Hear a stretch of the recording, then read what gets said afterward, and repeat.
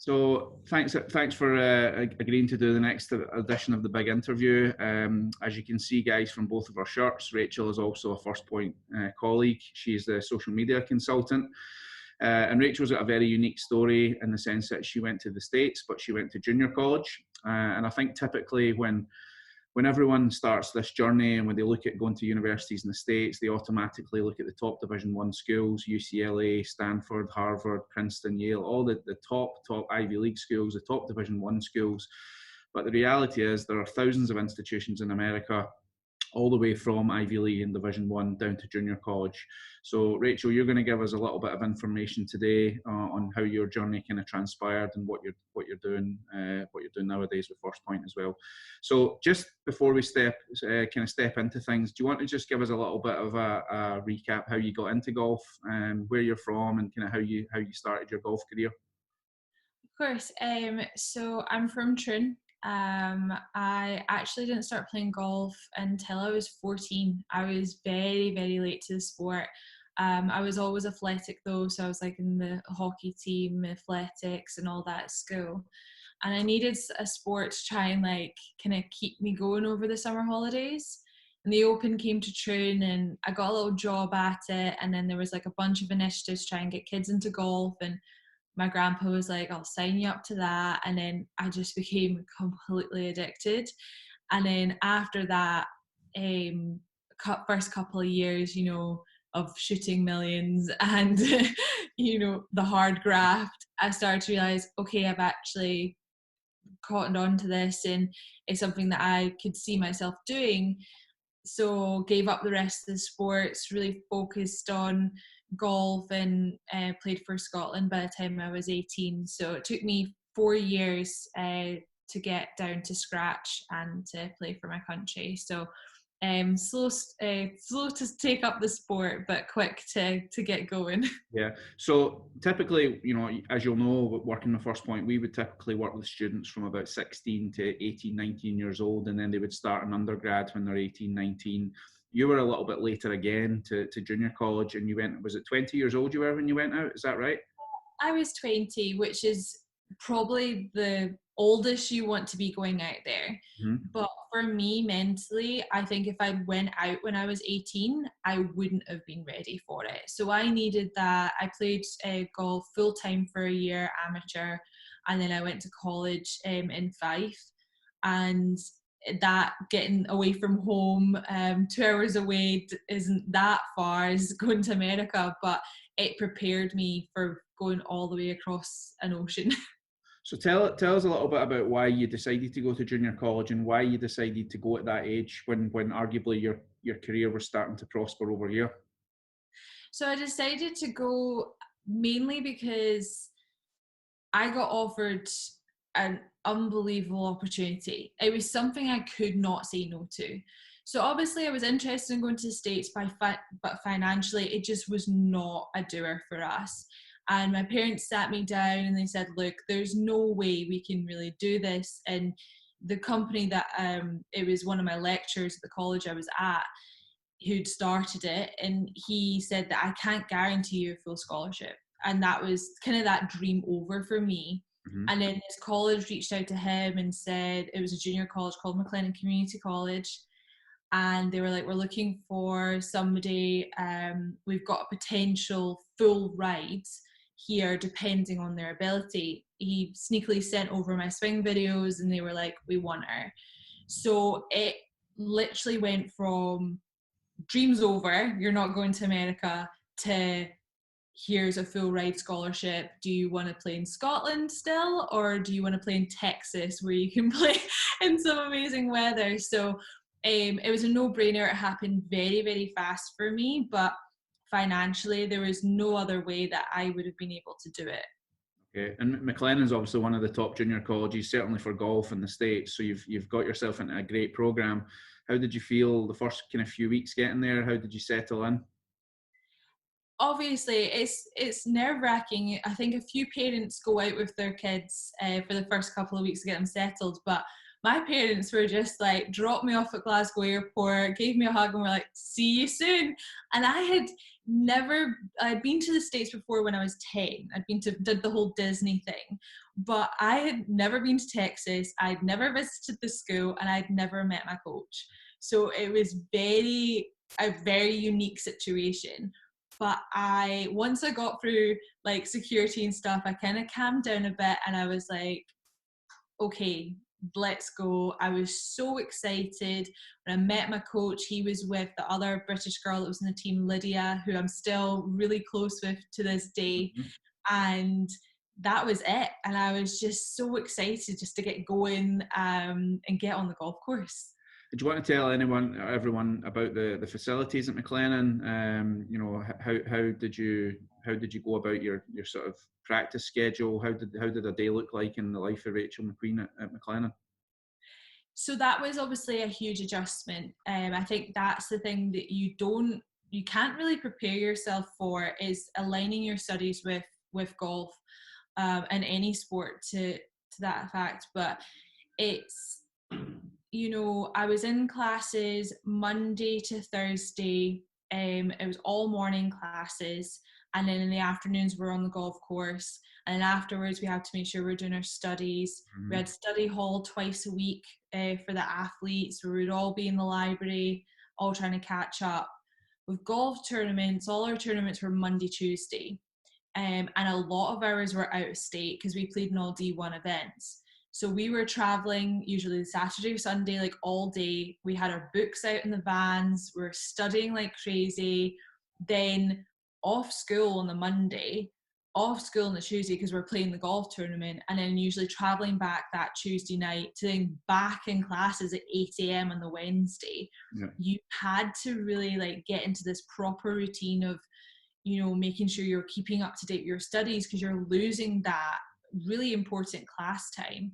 And then also you need to make sure you've got good communications with your lecturers and good relationships with them, because sometimes they don't get it. Like, you have to really make them understand, okay, I might miss like this test or whatever, like how do I make this up? So that was super important. But yeah, time management was really key when it came to being a student athlete. Yeah, I think that's something, obviously, as a consultant and meeting families on a regular basis, that's something that I really stress, is that yes, it's difficult being a student athlete because you are a full-time student and you are a full-time athlete. But for me, I always felt like yourself that the most difficult part of the day was at night, because you really have to force yourself to get your studies done. I remember actually vividly coming back from a tournament. We were due back into Memphis at like 11 o'clock at night. You always had an hour and a half drive back to Oxford, and we had lightning delays. We had problems with a hire van or whatever, the rent a car. All the things that could go wrong did go wrong, and we didn't get back to our apartment until about 5 o'clock in the morning. And I had a maths exam at 8 o'clock in the morning. And things just don't change because you're a student athlete. I had to study on the way home. I was studying in the van. I was cramming all this studying in the morning. And I think, it's relevant just to say that these things happen as a student athlete, and you have to be prepared for them. And everything's not going to be plain sailing. That's just the way things were. So you obviously got there. You were playing at a good level before you went out. You were playing at a really, really high level when you got there. How did you make the transition? Personally, how did you feel the standard was from Scotland back to in Texas? That was something I was concerned about, because obviously in my head I wanted to be a professional golfer. So going out there was the stepping stone of getting to that position. Mm-hmm. So if I went out there and it wasn't as competitive, I think I would have come home. But it was amazing. I was very happy to play. I was captain in my freshman year and sophomore year. I played number one in the team. But just because I was number one didn't mean I played every single tournament. Mm-hmm. Luckily, I did, but I had to qualify. So we had obviously 5 people playing an event, but we had a squad of 8. So we would have qualifiers as well. So I was constantly trying to fight for my position, which is so important. But with a junior college, having that smaller team, you did have that fallback, knowing that you were going to get that competitiveness in and you were going to get to play. which I think a lot of the bigger schools, you know, as a freshman, you could be on the bench. Mm-hmm. And that takes a lot out where you're there to try and get better at your sport. So then when we were at events, we were at D1 tournaments, and it was so competitive. You know, we're seeing these big schools with like really high standard of players, and then nationals 2 years in a row.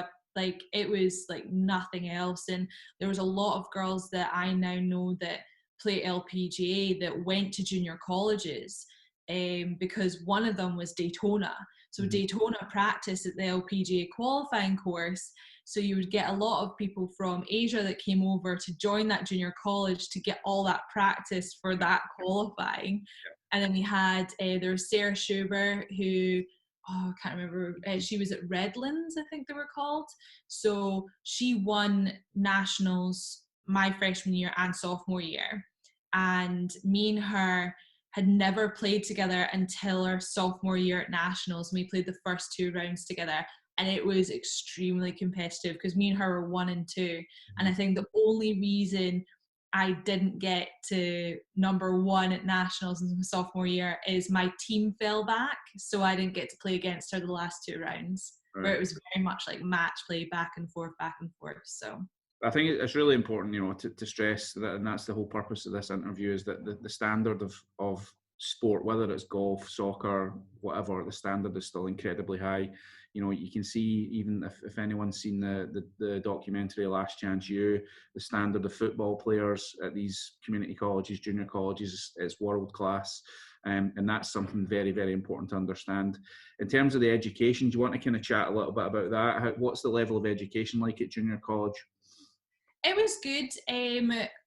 For me, I obviously, being an athlete, and being a golfer when I was in school here, I wanted to be on the golf course. So my studies kind of took a back seat.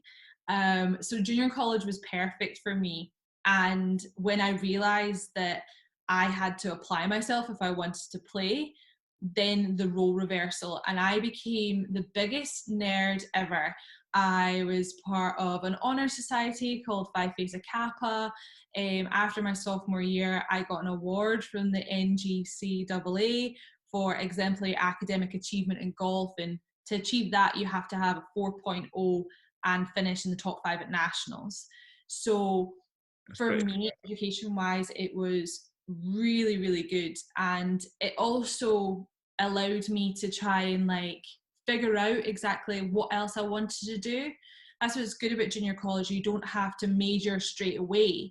So you could, like, I really enjoyed doing my biology class, and then we had history, and then I, in my sophomore year, yes, became more focused on the marketing and business and economic side of things. But that's what's so good about that. It allows you to try and kind of figure out what you want to do in your first 2 years and really boost your GPA and academically, athletically, and everything to be noticed by those bigger schools. Okay, and you'll know, you know, working with First Point, you know, we have access and we work with thousands and thousands of student athletes every year.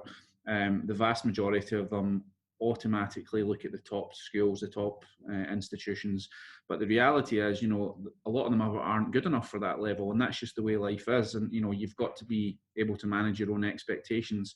What would you say to someone right now who has dreams of only going NCAA Division One, but you know, potentially may get the news that they're only good enough to go to JUCO? What would you say to those people? What I would say to them is, it's not a step backwards. It doesn't mean that you're not going to be good enough in the future. This is a great stepping stone that allows you for 2 years to focus and, you know, get even better than you are and get noticed by those bigger schools.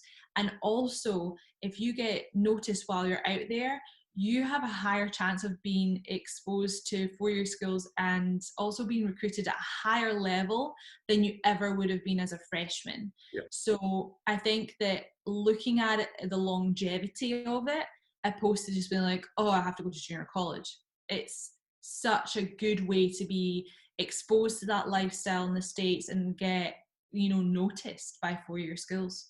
Yeah. All right. Great. Right. So, as every big interview, there is a ask 5 questions. All right, so I'm going to ask you. So, what are you currently watching on Netflix just now in the lockdown?